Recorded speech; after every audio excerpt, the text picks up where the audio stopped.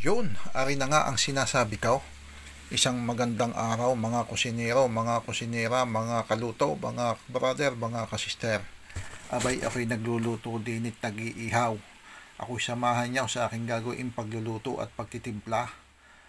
Ang ating titimplahin ngayon ay pork labanos kilawain mga kalutaw.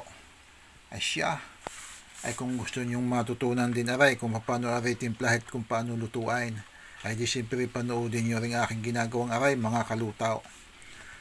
At ari hahanguin ko lang at ari hindi ko na ipakikita sa inyo kung paano ko gayatin. Ari igagayatin ko lang naman ng haba-haba mga kalutaw.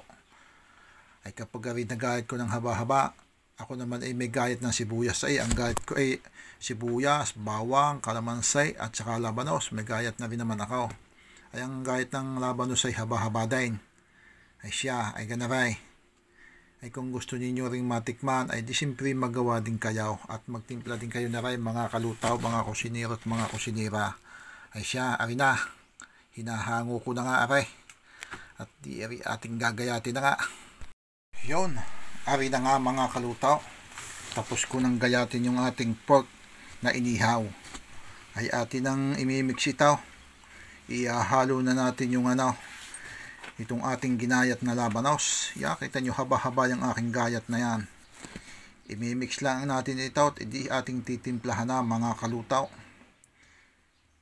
Atin lang ibabaligtad ng ilang saglit yan. Pag naibaligtad na natin yan, ay ilalagay na natin ng mga kalahok.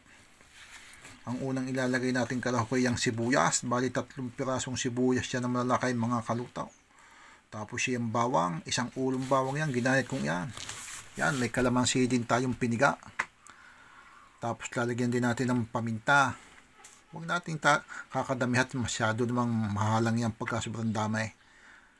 Ang tansyahan din yung alat, di kaunti lang yung aking inilagay. At kung talagang kulang sa lasa, di saka dadagdagan mga kalutaw. Yan.